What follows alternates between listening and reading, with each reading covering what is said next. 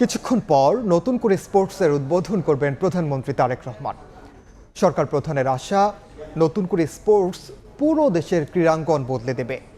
এর মাধ্যমে সারা দেশ থেকে এমন ক্রীড়াবিদ উঠে আসবে যারা ভবিষ্যতে আন্তর্জাতিক অঙ্গনে পদক জিতবে। আজকে অনলাইনে এখানে উদ্বোধন করব, সারা দেশেই প্রায় সবগুলো জেলাতেই এটা উদ্বোধন হবে। 8টি ওরা স্পোর্টস ঠিক করেছে। এর ভিতর থেকে নিশ্চয়ই আমরা এমন কিছু খেলোয়াড় বের করে নিয়ে আসতে পারবো যারা ভবিষ্যতে ইনশাল্লাহ দেশের জন্য স্বর্ণ পদক ছিনিয়ে নিয়ে আসবে আন্তর্জাতিক অঙ্গন থেকে। দেশের সুনাম তারা বৃদ্ধি করতে সক্ষম হবে, আন্তর্জাতিক অঙ্গনে দেশকে তারা তুলে ধরতে পারবে। ক্রিকেট যেরকম আজকে আমাদেরকে বিশ্ব দরবারে তুলে ধরেছে, বাংলাদেশের জন্য সম্মান নিয়ে এসছে। মেয়েদের ফুটবল টিম যেরকম কয়েকদিন আগে দেশের জন্য আন্তর্জাতিক সম্মান বয়ে নিয়ে এসছে, এইভাবে আমাদের ছেলেমেয়েরা দেশের জন্য ভবিষ্যতে ইনশাল্লাহ সম্মান বয়ে নিয়ে আসতে পারবে। এই মুহূর্তে সিলেট জেলা স্টেডিয়ামে আছেন সহকর্মী আহমেদ সালিন, সরাসরি যাচ্ছে তার কাছে। স্বপ্নের পথে বিজয়ের সাথে, এই স্লোগানে নতুন করে ক্রীড়ার যে খেলোয়াড় প্রতিযোগিতা, সেই প্রতিযোগিতার প্রতিভা অন্বেষণের কারণে নতুন করে আজ উদ্বোধন হতে যাচ্ছে এই সিলেট জেলা স্টেডিয়ামে, যেখানে প্রধানমন্ত্রী তারেক রহমান আজকে এই প্রতিযোগিতার উদ্বোধন করবেন। এই নতুন করে যে স্পোর্টসের একটি বিভাগ খোলা হয়েছে তার উদ্বোধন করতে যাচ্ছেন, এবং তিনি আজকে বিকাল 3টায় এই অনুষ্ঠানে উদ্বোধন করবেন। এই জন্য সব কিছু প্রস্তুতি নেওয়া হয়েছে স্টেডিয়ামে, এবং এমনকি এখানে এই স্পোর্টসে যোগ দেওয়ার জন্য, খেলার যে প্রতিযোগিতা এখানে যোগ দেওয়ার জন্য ইতিমধ্যে 1,67,000 প্রতিযোগী ইতিমধ্যে রেজিস্ট্রেশন করেছেন। সব মিলে বলা যায় যে একটি উৎসবমুখর পরিবেশে যারা তৃণমূলে খেলোয়াড় রয়েছেন তাদেরকে আসলে প্রতিভা বিকাশিত অন্বেষণের জন্য আসলে মূলত এই প্রতিযোগিতার আয়োজন করা হচ্ছে। এই যে নতুন করে একটি সাংস্কৃতিক বিকাশের যে একটি প্রোগ্রাম ছিল, সেটিকে নতুন করে সাজিয়ে নতুন করে স্পোর্টসের উদ্বোধন হতে যাচ্ছে, যেখানে মূলত তারেক রহমান, যিনি বিএনপি চেয়ারম্যান, তিনি নির্বাচনের আগে তিনি বলেছিলেন যে ক্রীড়াক্ষেত্রে তৃণমূল থেকে এই প্রতিভা অন্বেষণ করবেন এবং সেখান থেকে তাদেরকে ক্রীড়াকে পেশা হিসাবে নেওয়ার জন্য মূলত সেই উদ্যোগ গ্রহণ করবেন। তারই ধারাবাহিকতা আজকে নতুন করে স্পোর্টসের উদ্বোধন হতে যাচ্ছে। আমার সঙ্গে আমার সহকর্মী রয়েছেন ফাহিম ইসলাম। তিনি আমাদেরকে জানাবেন যে আজকে যে অনুষ্ঠানটি উদ্বোধন হতে যাচ্ছে, সেই উদ্বোধনে সেখানে আসলে প্রধানমন্ত্রী কী আয়োজন রাখছেন, কয়টি খেলাধুলা এখানে রয়েছে, এবং কীভাবে আসলে এই প্রতিভা বিকাশ বা প্রতিভার অন্বেষণ আসলে সরকার করতে চায়। আসলে সরকারের যে একটা লক্ষ্য ছিল নির্বাচনের, যে ক্রীড়াকে আসলে পেশা হিসাবে প্রতিষ্ঠা করা এবং কি ক্রীড়াকে সারা বাংলাদেশে ছড়িয়ে দেওয়া, সেই লক্ষ্য কিন্তু এই নতুন করে স্পোর্টসের মাধ্যমে প্রথমে দেওয়া হয়েছে ক্রীড়া কার্ড, এরপরে নতুন করে স্পোর্টসের মাধ্যমে সেই লক্ষ্যটা শুরু করেছে বর্তমান সরকার।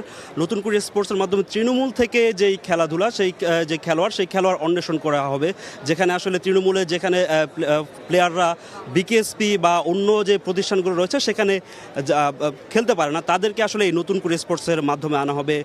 সেখানে বাংলাদেশের যে প্রথমবারের মতো শুরু হওয়া যে নতুন করে স্পোর্টস, সেখানে প্রায় 1,67,000 যেই খেলোয়াড়, শিশু কিশোর যাদের বয়স 12 থেকে 14 বছর বয়স সীমা, তারা এখানে আবেদন করেছেন। এবং এই যে এখান থেকে আসলে ধীরে ধীরে জেলা থেকে বিভাগীয় পর্যায়ে, এরপরে জাতীয় পর্যায়ে এই খেলোয়াড়দেরকে নিয়ে আসা হবে, যেখানে তাদের নিয়ে ভবিষ্যৎ পরিকল্পনাও কিন্তু সরকার করছে। সেখানে ফাহিম, আপনি বলবেন যে কতগুলি খেলা আসলে এখানের মধ্যে থাকবে? আমরা খুব প্রাধান্য দিই ক্রিকেট, ফুটবল, এসব বিষয়কে আমরা প্রাধান্য দিচ্ছি, কিন্তু এর মধ্যে আসলে প্রতিযোগিতায় অংশ নিতে পারেন কোন ধরনের খেলোয়াড়রা, কোন খেলাগুলো? আসলে সরকারের পক্ষ থেকে, যুব ক্রীড়া মন্ত্রণালয়ের পক্ষ থেকে 8টি যে ডিসিপ্লিনকে আসলে এখানে সংযুক্ত করা হয়েছে। তার মধ্যে সবচেয়ে আমাদের যে খেলা ক্রিকেট, ফুটবল জনপ্রিয় খেলা, সেই খেলা তো রয়েছে, এবং জাতীয় খেলা কাবাডি রয়েছে, সেই সঙ্গে মেধাভিত্তিক যে খেলা দাবা, সেটাও কিন্তু সংযুক্ত করা হয়েছে। এছাড়া অ্যাথলেটিক্স, সাঁতার কিংবা কারাতে, যা আত্মরক্ষামূলক যেই খেলাটা, সেইগুলো কিন্তু আসলে সংযুক্ত করা হয়েছে, যাতে যারা তরুণ যারা আছে, তারা যেহেতু মাদক কিংবা মোবাইলের যে সাম্প্রতিক সময় যে সেই আসক্তি থেকে তাদেরকে দূরে সরে আনা যায়, এবং কি বাংলাদেশের তৃণমূল পর্যায়ে যে খেলোয়াড় রয়েছে তাদের যে প্রতিভা বিকাশের যে সুযোগটা যে করে দেওয়া যায়, সেই সুযোগটা করে দেওয়ার জন্য প্রধানমন্ত্রীর নির্দেশে যুব ক্রীড়া মন্ত্রণালয়ের পক্ষ থেকে আসলে এই নতুন ক্রীড়া স্পোর্টসের আয়োজন করা হয়েছে। এবং কি যুব ক্রীড়া প্রতিমন্ত্রী সকালেই বলেছেন যে তিনি সারা দেশব্যাপী সারা বছর এই আয়োজনটা করতে চান।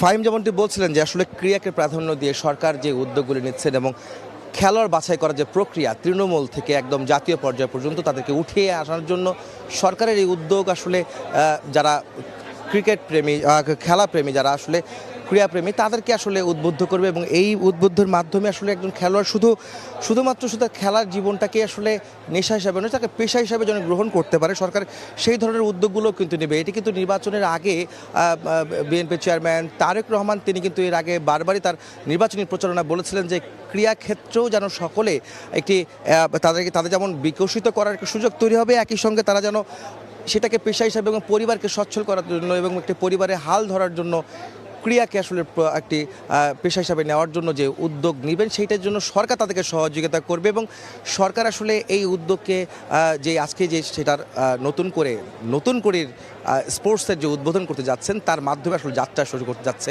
এর মাধ্যমে আসলে তৃণমূল থেকে ক্রীড়াক্ষেত্রে যারা প্রতিযোগী, যারা খেলাকে পছন্দ করেন, যে কোনো ধরনের খেলাকে যারা পছন্দ করেন, যেটাকে তারা পেশা হিসেবে নিতে চান, সেভাবে তারা নিতে পারেন। সেই উদ্যোগ কিন্তু প্রধানমন্ত্রী নিচ্ছেন এবং প্রধানমন্ত্রী আজকে এই সিলেট জেলা স্টেডিয়াম থেকে সেই নতুন করে স্পোর্টস 2026 উদ্বোধন করতে যাচ্ছেন। তো এই ছিল আমার কাছে সিলেট জেলা স্টেডিয়ামে নতুন করে স্পোর্টসের যে উদ্বোধনী অনুষ্ঠান তার সবশেষ খবর। সরাসরি যুক্ত ছিলাম সিলেট জেলা স্টেডিয়ামে।